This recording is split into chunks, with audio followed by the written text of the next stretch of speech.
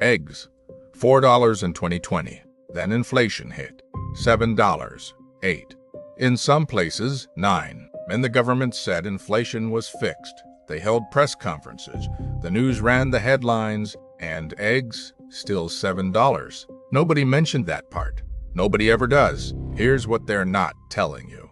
Inflation coming down doesn't mean prices come down. It means they're rising slower. They're still rising, right now, as you watch this. And the reason why isn't incompetence. It isn't greed. It's something far more deliberate than either of those things. Stay with me. Need you to feel something for a second. Inflation hits a 40-year high. Groceries, gas, rent, everything. Politicians go on TV. They promise to fix it. The Federal Reserve raises interest rates 11 times. By 2023, they declare victory.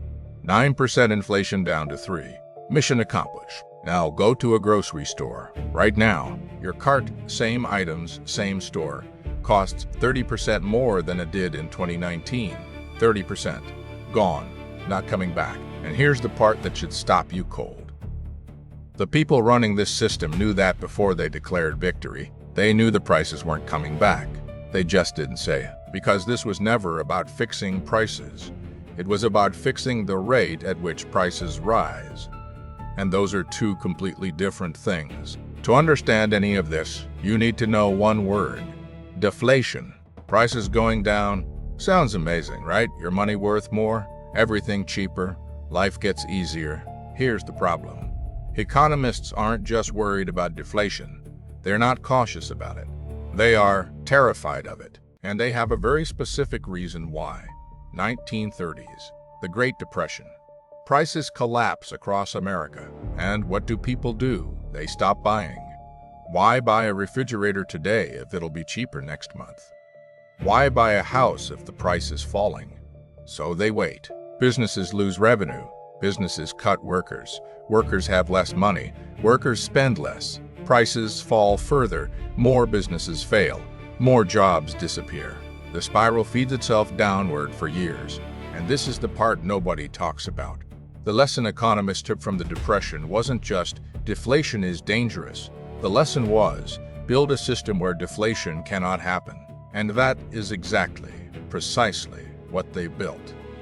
The entire modern monetary system is engineered, by design, to make sure prices move in only one direction: up.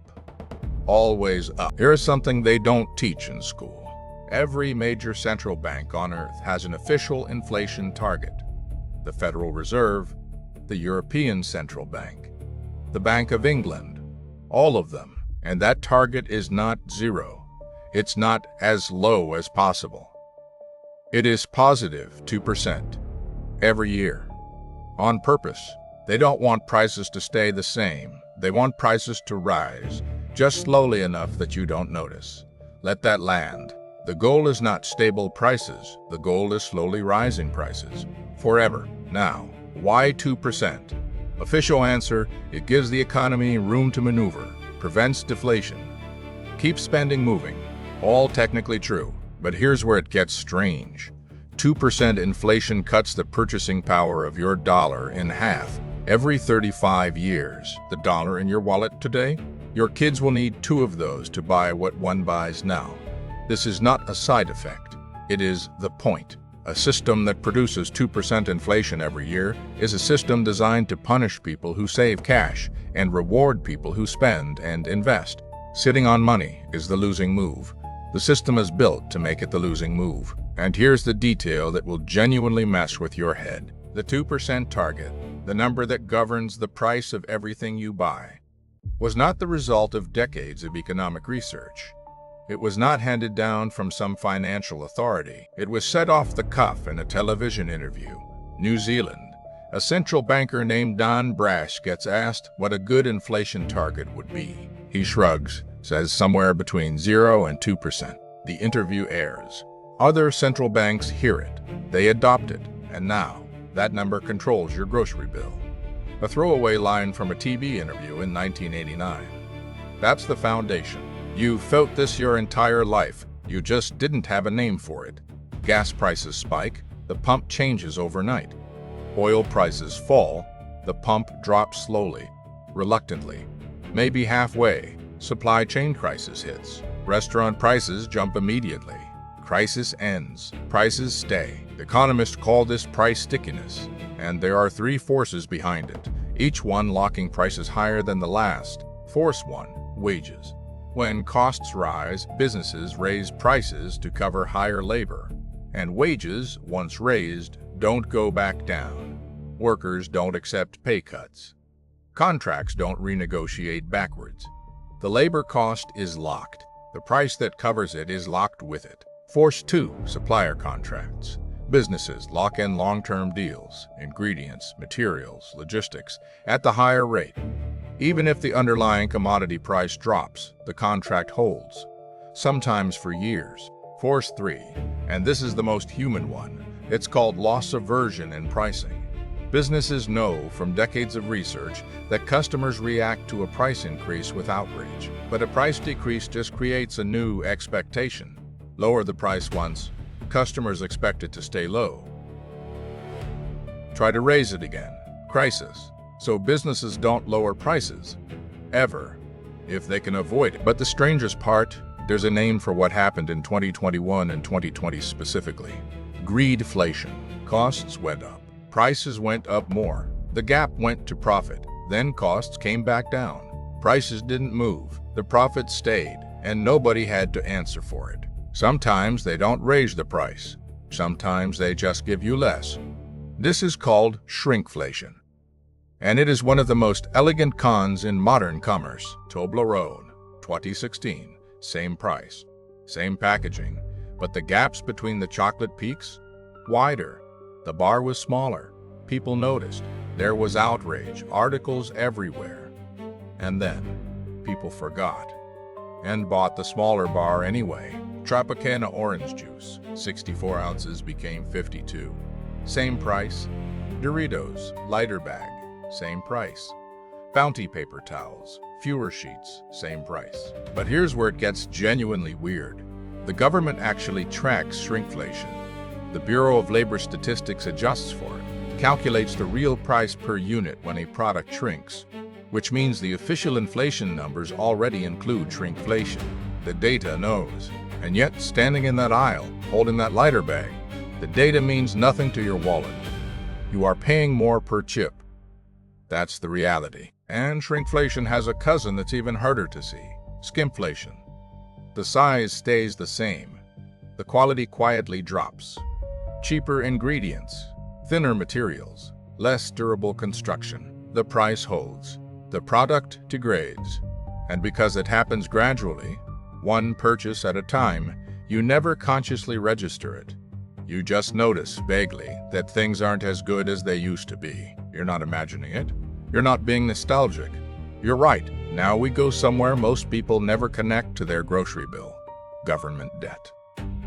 Stay with me, because this is where the whole picture snaps into focus. The United States carries over $33 trillion in debt.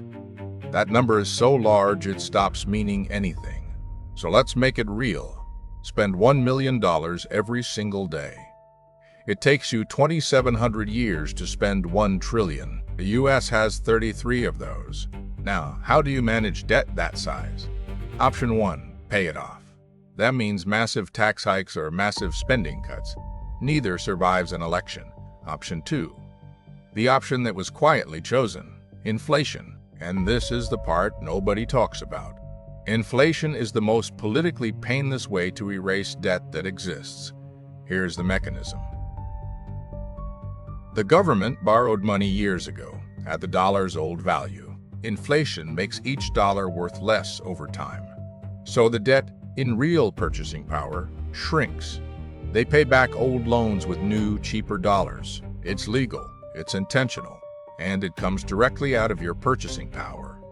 Every time inflation runs at 4% instead of 2%, every time your wages don't keep up, the government's debt burden lightens. Your wallet absorbs the difference. But the strangest part is this. This mechanism has an actual name, the inflation tax. You never voted for it. You never signed anything. But every year, a percentage of your savings is quietly transferred away. not taken. Eroded. It is the most universal tax ever created, paid by everyone, understood by almost no one. One final layer, and this one is the most unsettling of all. Inflation is self-fulfilling. Here's what that actually means. Workers expect prices to rise, so they demand higher wages now. Businesses expect costs to rise, so they raise prices before it happens. Landlords expect inflation, so they build rent increases into leases in advance. Everyone acts on the expectation, and those actions, collectively, create the inflation they were anticipating. The belief becomes the reality. But here's where it gets genuinely strange. This is why central banks don't just manage money supply. They manage psychology. Jerome Powell doesn't just set interest rates. He chooses his words with surgical precision because he knows. What people believe about future prices shapes actual future prices. You are not just a consumer in this system. You are a variable. Your beliefs, your behavior, your expectations, all of it is being actively tracked, modeled, and managed. And this is the part nobody talks about. When the Federal Reserve announces that inflation is under control, part of what they're doing is trying to make that true by saying it. The announcement is the policy. The confidence is the instrument. If enough people believe it, spending stabilizes, wages stabilize, prices stabilize. The statement creates the outcome it describes until it doesn't. And when it doesn't, you get 2021. Okay, prices aren't coming back down. The system prevents it. Corporations profit from it. The government benefits from it. Your psychology is being managed, so you don't react too strongly. So what do you actually do? 1. Stop waiting. Prices are not going to fall. Budgeting around that hope is a losing strategy. Adjust your baseline. This is the floor now. 2. Understand what cash actually does. A savings account at 0.5% while inflation runs at 3% is not saving. It is a guaranteed slow loss. Not a risk of loss, a guaranteed one. Your money needs to be in assets that historically outpace inflation. That's not financial advice, that's arithmetic. 3. Read the unit price, not the package price. Cost per ounce, per sheet, per serving. That number is the truth. The big number on the front of the package is marketing. And 4, the one that matters most. Your wages are the only lever in this system that you personally control. Inflation erodes purchasing power. The only real defense is income that grows faster than inflation. Negotiate raises, build skills that command higher pay. Treat your earning capacity as your most important financial asset, because in a system designed to make your money worth less every year, the only winning move is to make more of it. Here's what I want to leave you with. The word inflation sounds like weather, like something that just happens. A force of nature, unpredictable, unavoidable. It isn't. Inflation is a policy, chosen, targeted, defended, managed by the most powerful financial institutions on Earth. The 2% target exists because someone decided it should. The system that prevents deflation was built because someone built it. The stickiness, the greedflation, the debt erosion, the expectation management. None of it is natural. All of it is constructed. And here's the final thing. The people who truly understand this system, they don't complain about prices. They position themselves on the right side of the mechanism. They own assets that inflate. They hold skills that command inflating wages. They understand that this system transfers purchasing power from savers to borrowers, from the uninformed to the informed, from the people who feel the system to the people who understand it. You now understand it. What you do next is entirely up to you. Let me ask you one thing before you go. Which layer hit hardest? The 2% target, the fact that rising prices are literally the goal? The inflation tax, your savings being quietly eroded to pay down government debt? Or the expectation engine, the realization that your beliefs about prices are being actively managed? Drop it below, because the most common answer shapes what I make next. And if you know someone who's exhausted, who keeps asking why everything costs so much and nothing ever gets cheaper, send them this. Not to make them angry, to make them informed, because the system counts on you not understanding it. Now you do.